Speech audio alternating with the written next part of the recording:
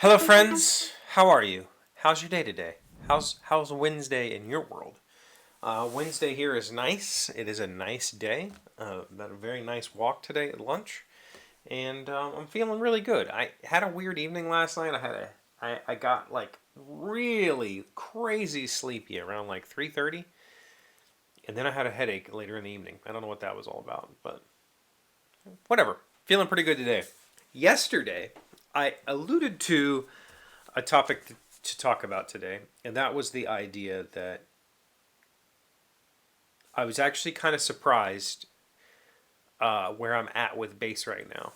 And so, yes, this video is going to be a little bit about bass playing, but it's more about my personality and the person that I have been for most of my life in regard to interests and hobbies and things like that.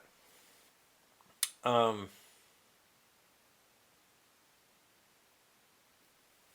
I have had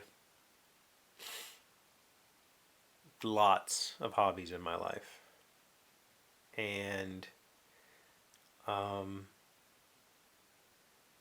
lots, lots of hobbies in my life, and they've all gone the same way for the most part. Not all of them, but most of them. For 95% of them, they've all followed the same sort of path where I get interested in an idea. I'm going to make this thing, or I'm going to do this thing, or I'm going to try this thing. And then I get really heavily into it, like for 3 to 6 months. I just throw everything I have into it. Like it absorbs me, it becomes my only interest, and I just want to do that all the time. And I talk about it constantly, and I do that thing. And then at some point, and generally, that point is a moment of difficulty or a challenge. I decide that I don't have the energy or the desire or the need or the want or the whatever to overcome that challenge, and I just instead discard the hobby. And it's not a conscious, like, I don't wake up and go, I'm not going to do that hobby anymore. I wake up and it is, though, like a light switch has been flipped, and suddenly I have zero interest in that thing. Just completely gone from my life. Like I was yesterday, it was the only thing I wanted to talk about, and today I have no interest in it whatsoever, and it's just gone. And for the males out there, I can describe this a little in a certain way that is maybe not understandable by females. And this is not a sexist comment, but for males, there is a moment post in post sexual encounter where immediately interest just stops. It's the same thing. That exact same thing is what happens to me with every hobby ever. Not all of them, obviously. I'm in a shop that I've done making type things my entire life, but there are definitely subsets of the making type things. And some of them do like come back into my life in very minuscule ways. Like, for instance, let's take leatherworking. I have a whole bunch of leatherworking tools, and there was a time when I was like that was my interest. I'm going to get really into leatherworking. I'm going to make my own wallets or whatever. Um, and then at some point, I just don't want to do that anymore. But I still have all my leatherworking tools, and occasionally I pull them out and make a thing or fix a thing or do a thing. I have acquired a modicum of skill in that endeavor, and so I can periodically exercise that skill. But it's no longer like my super hyper focus. Same thing with a while back I was doing lino cut and wood cut. And I got really heavily into it, and I studied it, and I made some prints, and then just no interest in it anymore. Long ago, 30 years ago, not quite 30 years ago, 25 years ago though, I was really into kayaking. I was kayaking every weekend, sometimes during the week. You know, I spent a lot of days on the water kayaking for about a year. And then one day, I just didn't want to do it anymore. Like I had no interest in it whatsoever, and I just never kayaked again. And I haven't. I have not been. I sold all my boats. I sold all my gear. Actually, I didn't sell all my gear. I kept a paddle and a helmet and like my wetsuit, like and my vest. Like I kept the stuff as in maybe someday I'll buy a boat again and I'll go kayaking. I've never have. Malia and I have talked about buying sit-on-top kayaks for a very long time, and we've never done that. But I was doing whitewater kayaking at that time, like pretty intense whitewater kayaking. So I've had these hobbies my whole life, and like leatherworking, some of them stick around. You know, I would say that woodworking is a hobby of mine that ebbs and flows, and there are times when I get really into an aspect of woodworking, and I pursue that aspect. But woodworking in general has always just been a hobby that's with me. I mean, since I was a toddler, I've been building stuff out of wood.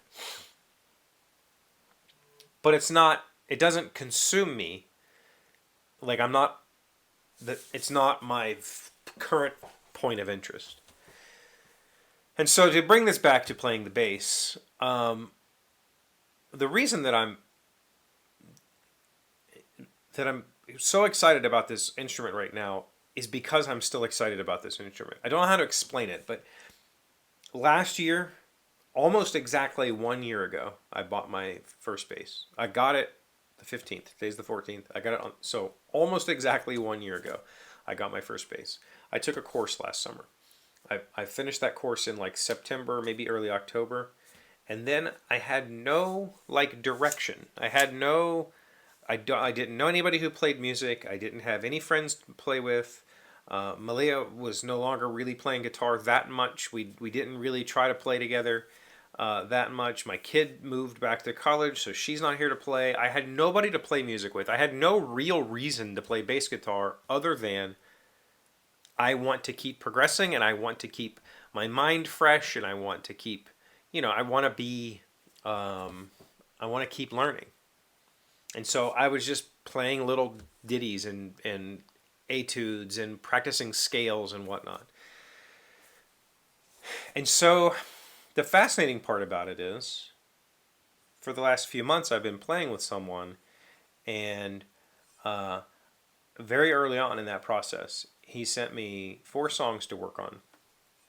And one of the songs seemed insurmountable. Like I really struggled with it a lot. And now it's probably one of the easier songs that we play. But at that time, it was something so foreign to me, so out of the box for me that I just did not comprehend it whatsoever. And there was the week between getting that song to work on it and the next week, I worked hours and I got to that point. I hit that barrier where I was like, I do not have what it takes to do this song. I can't do it. I'm not going to do it. Like I could feel the switch in me getting ready to turn off. Like, nope, we're done with this thing. I was there. I was at that point. And one day, the next day, I opened up my laptop and I had, a couple of hours and I was like, you know what? I'm not stopping. Like I'm going to learn this. And for like 2 hours, I played that song on repeat. I mean, just literally on repeat. I played it over and over, and I broke through that barrier, and suddenly the switch was no longer about to be thrown. I was no longer about to give up on this hobby because I hit something, difficult. And that's a very new thing for me. A very new thing. That is not something that I do. Chevee does not power through things. If anything, I switch gears and try to find something that's more my speed. But I did. I powered through it. And now I've powered through lots of songs. I've powered through, almost an entire hour's worth of music.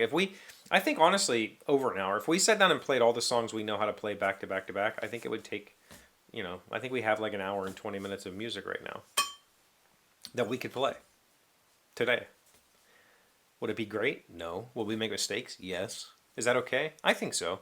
But we're also, in agreement that we're not going to attempt to do that in front of somebody until those mistakes are minimal.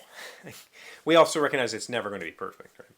So I'm fascinated with my tenacity at this particular instrument or this particular hobby because I've not experienced that tenacity in myself very much in my life. I've been a quitter more often than not, and way more often than not, and I don't know why. Um, and maybe it is just decades of desire. I've wanted to play music for so long, and I just didn't listen to that voice. And now that I'm listening to it and I'm giving it its time in the spotlight, I don't think it wants to let go. And I'm encouraged by that because I have found that it is a excellent avenue for personal growth and for um, over and learning how to overcome things. You know, maybe it's taught me a lot more than I thought it was. It's not just about learning music. Maybe it's about learning how to cope with just in general, right? How to deal with those tough situations. Because I can preach all day and tell you I know how to deal with those tough situations because intellectually I do know how to deal with those tough situations, but emotionally I've never been good at it, and it's felt good. It's felt good to overcome. So, what do you think about that? You got any thoughts, comments, questions, something to talk about? What's going on in your world? That kind of stuff? Put that in the comments down below. Like the video, and please subscribe. We are still experiencing positive subscriber growth, and I don't know what that means, but I'm very happy about it. I'll see you again tomorrow. Today's 1,000 plus little things happy, successful people do differently. We have been learning 30 lessons for finding strength in hard times, and we are on number 30. This is the end, my friends. The end is a new beginning. Say to yourself, dear past, thank you for all the life lessons you have taught me. Dear future, I am ready now. Because a great beginning always occurs at the point you thought would be the end of everything. I mean, yeah, every ending is a new beginning, and I know that's a cliche and weird, but it's just the truth. That's just how growth happens. Embrace endings. It means something positive, hopefully, something positive will come of it. And if it appears to be a negative, reframe and make yourself think of it, learn something from it. And then it will be a net positive.